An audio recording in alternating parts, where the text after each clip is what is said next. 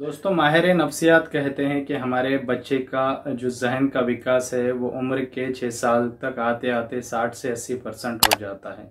यानी इस उम्र में उसे मिलने वाले तजुर्बात जो होते हैं वो बहुत अहम होते हैं और देरपा होते हैं। इसीलिए हमें जो बचपन के अंदर हमारे साथ हुई जो घटनाएं हैं या जो वाक़यात है वो हमेशा हमें याद रहते हैं। इसी बिना पर जर्मनी के एक माहिर नफ्सियात जिसका नाम पेस्टोलॉजी है, उसने बच्चों के पैदाइश से लेकर के 6 साल की उम्र तक उनकी तालीम के ऊपर अपने मुख्तलिफ नज़रियात पेश किए और उसी से मुतासिर होकर फ्रोबेल यानी फेडरिक फ्रोबेल जो हमारा किंडरगार्टन का जो बानी कहलाता है, उसने फिर जो बच्चों की क़ब्ल अज़ स्कूल की जो तालीम है यानी 6 साल से पहले की जो उनकी तालीम है, पैदाइश से लेकर या फिर 2 साल से लेकर के 6 साल, इस वक्फे के दरमियान जो बच्चों की तालीम और तरबियत होना चाहिए, इसके ऊपर उसने फिर रिसर्च किया और एक स्कूल कायम किया। तो मेरी बातों से आपको अंदाज़ा आ गया होगा कि आज हम मराठी ग्रामर के बारे में नहीं पढ़ने वाले, बल्कि आज हम नफ्सियात का जो एक अहम टॉपिक है क़ब्ल अज़ स्कूल तालीम यानी स्कूल से पहले की जो तालीम है उसके बारे में आज के इस वीडियो में डिस्कस करेंगे। और एग्जाम के अंदर इस टॉपिक के ऊपर एक क्वेश्चन या 2 क्वेश्चन कंपलसरी पूछे जाते हैं। फ्रोबेल के ऊपर आपको क्वेश्चन पूछा जाएगा, मॉन्टेसरी के ऊपर आपको क्वेश्चन पूछा जाएगा, अनुताई वाघ के ऊपर आपको क्वेश्चन पूछा जाएगा, उसी तरह से गेजूभाई बधेगा के ऊपर आपको क्वेश्चन पूछा जाएगा, बालवाड़ी किसे कहते हैं, किंडरगार्टन क्या है। तो ये तमाम चीजें आज की वीडियो में हम डिस्कस करने वाले हैं। तो आइए चलते हैं हमारे कंप्यूटर स्क्रीन पर और देखते हैं कि जो क़ब्ल अज़ स्कूल की तालीम है उनसे मुताल्लिक़ कौन कौन से नज़रियात पेश किए गए हैं। दोस्तों, क़ब्ल अज़ स्कूल तालीम यानी ऐसी तालीम जो हम स्कूल जाने से क़ब्ल पाते हैं या लेते हैं। तो ये जो तालीम है वो हमारी बच्चा स्कूलों में, यानी वो मराठी के अंदर इसे शिशु शाला कहते हैं, शिशु शाला के अंदर, उसी तरह से इसे बालोद्यान कहा जाता है, उर्दू में इसे बाग़े अतफ़ाल कहा जाता है। तो ऐसे स्कूलों में ये तालीम दी जाती है। 3 साल से लेकर के 6 साल के बच्चों को जो स्कूल के बाहर जो तालीम दी जाती है क़ब्ल अज़ स्कूल तालीम कहा जाता है। इसे इंग्लिश के अंदर केजी कहा जाता है, किंडरगार्टन स्कूल, लोअर केजी और अपर केजी, सीनियर केजी, आपने ये सुना होगा। तो इन स्कूलों की जो शुरुआत हुई वो सबसे पहले जर्मनी, इटली और अमेरिका में हुई। जर्मनी का एक साइंसदान जिसका नाम पेस्टोलॉजी था, इसने बच्चों के क़ब्ल अज़ स्कूल तालीम के ऊपर जोर दिया और इसी से मुतासिर होकर, उसके नज़रियात से मुतासिर होकर फेडरिक फ्रोबेल, ये नाम आप याद रखिए, इसके ऊपर अक्सर एग्ज़ाम में क्वेश्चन पूछा जाता है। फेडरिक फ्रोबेल ने जर्मनी के अंदर किंडरगार्टन, इसे इंग्लिश में केजी कहा जाता है शॉर्ट फॉर्म, तो किंडरगार्टन यानी बच्चा स्कूल की शुरुआत की। और 1837 में जर्मनी के बैकिंगबर्ग इस देहात में उसने जो पहली स्कूल कायम की उसी को किंडरगार्टन कहा जाता है। फ्रोबेल ने जो लिखी। आइए अब मॉन्टेसरी तरीक़े तालीम के बाद हमारा नूतन तरीक़े तालीम देख लेते हैं। तो हिंदुस्तान के अंदर गेजूभाई बधेका, ये नाम बहुत ही इम्पोर्टेंट है। हिंदुस्तान के अंदर जो बच्चा स्कूल है यानी किंडरगार्टन का जो तरीक़े तालीम है वो शुरू करने का सेहरा गेजूभाई बधेका के नाम पर है। और इन्होंने जो तरीक़े तालीम शुरू किया वो नूतन बाल शिक्षण तरीक़े तालीम कहलाता है। नूतन यानी नया, बाल यानी बच्चा, शिक्षण यानी तालीम। हुई किताबें हैं वो कुछ अहम किताबें जिसके ऊपर एग्ज़ाम के अंदर क्वेश्चन आता है वो दर्ज झैल है। एजुकेशन ऑफ मैन, इंसान की तालीम, pedagogies of kindergarten, education by development, जो चौथी और इम्पोर्टेंट किताब है जिसके ऊपर अक्सर क्वेश्चन पूछा जाता है, mother play nursery songs, mother play nursery song, Friedrich Froebel ने लिखी हुई किताब है जो काफ़ी मकबूल हुई और इसके ऊपर एग्ज़ाम के अंदर क्वेश्चन पूछा जाता है। दोस्तों, फेडरिक फ्रोबेल ने जो किंडरगार्टन तरीक़े तालीम ईजाद किया उसकी जो नोयत है या उसकी जो खसूसियात है, यानी उस तरीक़े तालीम के अंदर किस तरह से तालीम दी जाती है, किस चीज़ों पर उसने ज़ोर दिया, तो उसके कुछ जो अहम नुकात है वो दर्ज झैल है कि खेल खेल में बच्चों को तालीम दी जाए, यानी उनके ऊपर किसी किस्म का लिखने पढ़ने का बोझ ना डाला जाए, क्योंकि उन्हें जो गीत है, नज़में हैं और नाच गाना है, इसके ज़रिए आपको उन्हें चीज़ें सिखानी हैं। उसी तरह से खेल की जो अशिया है, खेल की जो चीज़ें हैं उनकी मदद से आपको बच्चों को सिखाना है। तो फ्रोबेल ने जिन चीज़ों का, जिन खेल की अशिया का नाम सजेस्ट किया है उसको फ्रोबेल का तोहफ़ा कहा जाता है। एग्ज़ाम के अंदर क्वेश्चन पूछेगा कि फ्रोबेल का तोहफ़ा यानी क्या, तो फ्रोबेल ने जिन खेल की अशिया को बच्चों को पढ़ाने के लिए इस्तेमाल करने का सजेशन दिया है वही अशिया फ्रोबेल का तोहफ़ा कहलाती है। तो कौन कौन सी अशिया है खेल के लिए इस्तेमाल होने वाली सीप रेती के अंदर हमें मिलते हैं। उसी तरह से मोती, फूल, पत्ते, कागज़, परिंदों के पर और क्यूब्स यानी ठोकड़े। उसी तरह से उसने कहा कि बच्चों को कुदरत का तारुफ कराया जाए, यानी दरख्त, नदी, पहाड़। उसी तरह से बच्चों को मिट्टी खेलना बड़ा पसंद होता है, इसलिए जो मिट्टी काम है वो बच्चों से लिया जाए। कपड़े हैं, कपड़ों की घड़ियां वगैरह करना है, किस तरह से कपड़े ठीक ढंग से रखना है। उसी तरह से कागज़ काटना। और किडन गार्डन तरीक़े तालीम के अंदर फ्रोबेल ने जो औरतों को यानी मौल्लिम एज ए मौल्लिम औरतों को तरजीह दी, यानी ख़वातीन को वहाँ पर टीचर बोलकर रखा जाए 3 से 6 साल के बच्चे जिन स्कूलों में पढ़ रहे हैं, क्योंकि इनके अंदर बच्चों से जो उनसियत होती है, जो लगाव होता है वो ज़्यादा होता है और वो बच्चों के जो ज़रूरियात है उसको बखूबी समझ सकती है। आइए अब जो मॉन्टेसरी तरीक़े तालीम है वो देखते हैं। मॉन्टेसरी तरीक़े तालीम तो इटली की मारिया मॉन्टेसरी ने फ्रोबेल से मुतासिर होकर और फ्रोबेल के जो तरीक़ा तालीम था किडन गार्डन का, उसके अंदर जो खामियां थी उसको दुरुस्त करते हुए एक नया तालीमी निज़ाम या फिर एक तरीक़ा तालीम जो है तो बताया। उसी को मॉन्टेसरी तरीक़ा तालीम कहा जाता है। तो मॉन्टेसरी तरीक़ा तालीम की नोयत क्या है, यानी इसके अंदर किस तरह से बच्चों को तालीम दी जाती है।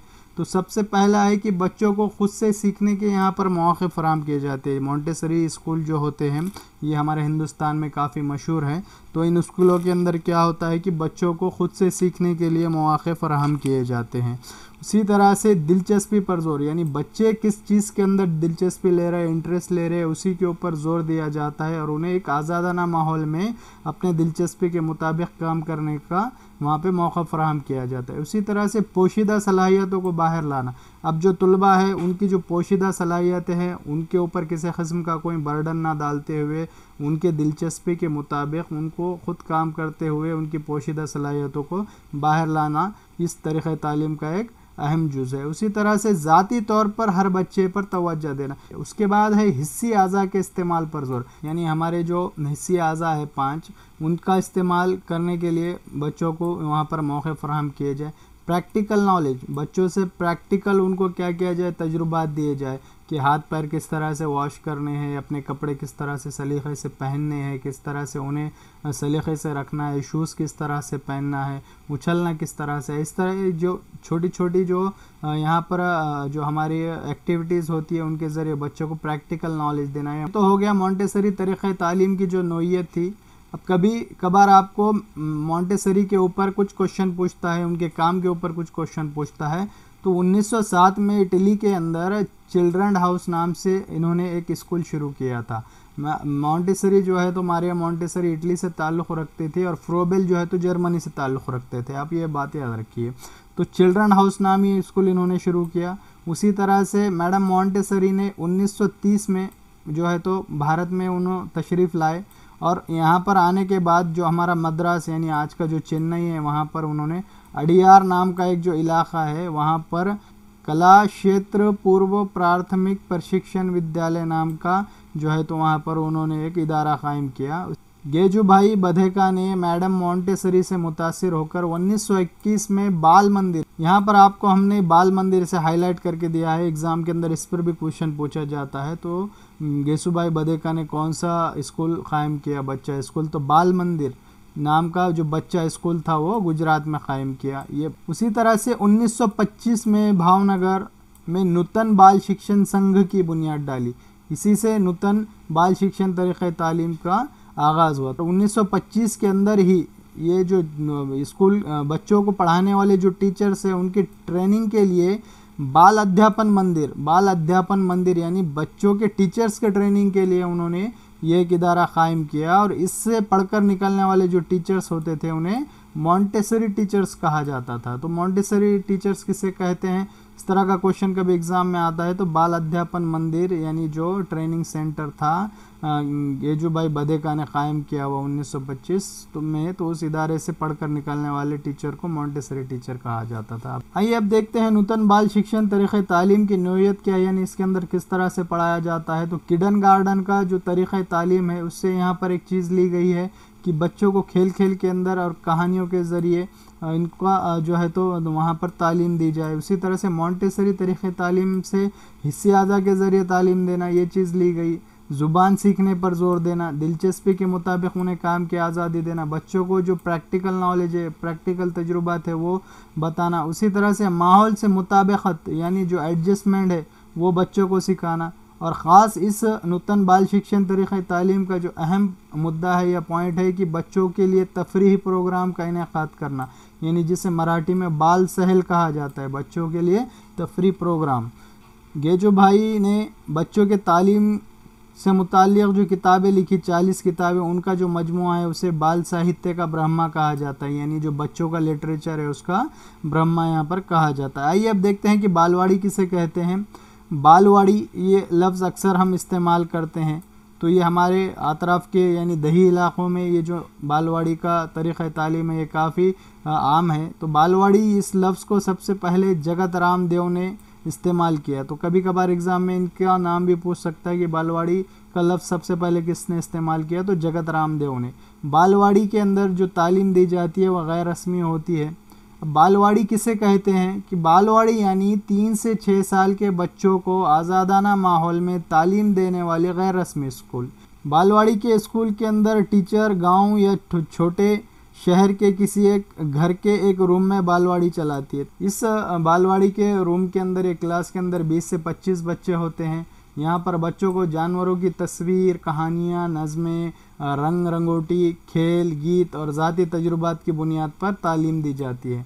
बालवाड़ी का काम करने वाली जो टीचर होती हैं उनको एक उनका डिप्लोमा कोर्स होता है या कुछ एक डिग्री भी उनके पास होती है, और इनमें सरकार की तरफ से कुछ मानधन भी दिया जाता है। तो ये जो बालवाड़ी है हमारी ग्राम पंचायत की तरफ से भी चलाई जाती है, नगर पालिका की तरफ से भी चलाई जाती है, और कुछ प्राइवेट इदारे भी बालवाड़ियाँ चलाते हैं, कुछ सोसाइटीज़ भी बालवाड़ियाँ चलाते हैं। तो अब ये जो बालवाड़ी शिक्षिका होती है जिनको सरकार की तरफ से मानधन दिया जाता है, इससे तमाम शिक्षिकाओं की तरफ से गवर्नमेंट क्या करती है, कुछ काम भी लेती है, जैसे कि किसी चीज़ का सर्वे करना, टीकाकरण हो गया यानी टीका लगाना, जो हामिला औरतें होती है गांव के अंदर उनके अंदर उनकी सेहत से मुताल्लिक़ और हामिल के अंदर जो बच्चा है उसकी सेहत से मुताल्लिक़ बेदारी पैदा करना, जो छोटे बच्चे हैं उनकी नशोनुमा के लिए वालिदैन के अंदर बेदारी पैदा करना कि किस तरह से उनका डेवलपमेंट करना चाहिए, और बच्चे जो उनके अतराफ़ में या गांव में या उनके जो सर्कल में जो बच्चे पाए जाते हैं तो उनके अंदर पाए जाने वाले जो जिस्मानी नुक्स है फिज़िकल और जहनी नुक्स है मेंटल,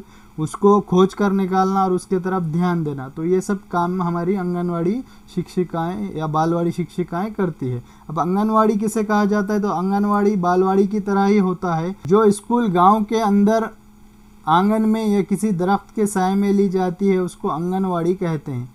काम की नोयत बालवाड़ी की तरह ही होती है। आइए विकासवाड़ी प्रोजेक्ट के ऊपर बात करते हैं। एग्जाम में अक्सर इसके ऊपर क्वेश्चन पूछा जाता है। विकासवाड़ी प्रोजेक्ट जो है तो अनुताई वाघ और ताराबाई मोडक से जुड़ा हुआ है। अनुताई वाघ और ताराबाई मोडक के ऊपर एग्जाम में अक्सर क्वेश्चन पूछा जाता है।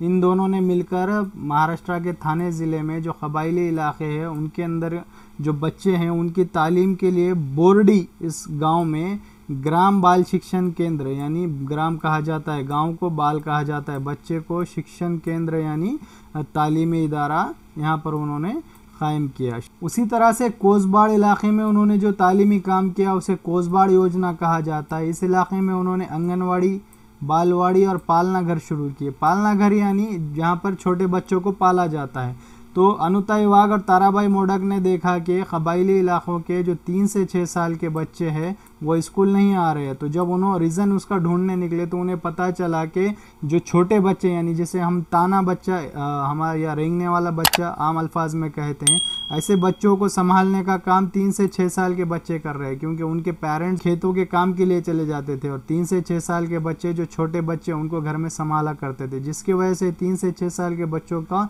तालीमी नुकसान हो रहा था। तो इस बात को उन्होंने जहन में रखते हुए अपने स्कूल के अंदर ही पालना घर शुरू किया। यानी इस पालना घर में जो ताने बच्चे होते थे, जो रेंगने वाले छोटे बच्चे होते थे, उनकी वहाँ पर पालन पोषण किया जाता था और 3 से 6 साल के बच्चों को भी साथ में पढ़ाया जाता था। इसी तरह से विकासवाड़ी प्रोजेक्ट क्या है वो देख लेते। विकासवाड़ी प्रोजेक्ट बोर्डी इस जगह 1953 में शुरू किया गया। इस जगह पैदाइश से लेकर यानी जो बच्चा पैदा होता था उस बच्चे की भी वहाँ पर तरबियत की जाती थी, 3 से 6 साल के बच्चों को भी वहाँ पर पढ़ाया जाता था और उनकी जो प्राइमरी तालीम है, तालीम पूरी जो है तो इस एक ही जगह पर होती थी। उसी को विकासवाड़ी प्रोजेक्ट कहा जाता है, यानी जिस प्रोजेक्ट के अंदर बच्चों का पालना घर भी था, उनका जो है तो क़ब्ल स्कूल तालीम भी थी और प्राइमरी तालीम भी थी, यानी पैदाइश से लेकर 15 साल तक के बच्चों की तालीम की वहाँ पर सहूलत थी। उसी तरह से अनुताई वाघ और ताराबाई मोडक ने देखा कि कुछ बच्चे जो जानवर चराने के लिए खेतों में चले जाते हैं और उन जानवरों को चराने की वजह से, उन काम की वजह से उनकी तालीम से वो महरूम रह रहे हैं, तो इन्होंने उन बच्चों को भी तालीम के अंदर शामिल करने के लिए कुरन शाला या कुरन कहते हैं खेत को या चरागाह को, तो चरागाह में यानी जहाँ पर बच्चे जानवर चराने के लिए जाते थे उस जगह जाकर उन्होंने बच्चों को तालीम देना शुरू किया। तो इतना सारा काम अनुताई वाघ और ताराबाई मोडक का तालीम के क्षेत्र में है। अनुताई वाघ ने एक जो महानामा भी निकाला था, उसका नाम शिक्षण पत्रिका है, इसके ऊपर भी क्वेश्चन पूछा जा सकता है। उसी तरह से उन्होंने जो अपनी ऑटोबायोग्राफी लिखी, सवाने उमरी लिखी, उसे कोसबाल की टेकड़ी से इस तरह का नाम दिया हुआ है। तो ये भी आपको क्वेश्चन पूछ सकता है कि अनुताई वाघ का सवाने उमरी कौन सी है, किस नाम से उसे पहचाना जाता है, तो कोसबाल की टेकड़ी से, ये याद रखिए आप। उसी तरह से 1985 के अंदर उन्हें पद्मश्री अवार्ड से नवाजा गया। तो इस तरह से हमने आज के वीडियो में क़ब्ल स्कूल तालीम के बारे में मालूमात हासिल की। उम्मीद करता हूँ कि आपको ये मालूमात अच्छी लगी होगी और ये मालूमात बहुत अहम है, क्योंकि एग्ज़ाम के अंदर इस पर 1 से 2 मार्क का क्वेश्चन पूछा जाता है। तो अपने दोस्तों में इसे शेयर कीजिए, चैनल को हमारे सब्सक्राइब कीजिए, वीडियो अच्छी लगी हो तो उसे लाइक कीजिए और बेल आइकॉन दबाना ना भूले ताकि आने वाली वीडियोस की नोटिफिकेशन आपको मिलती रहे। दोस्तों मिलते हैं हमारे नेक्स्ट वीडियो में, तब तक के लिए गुड डे, गुड बाय।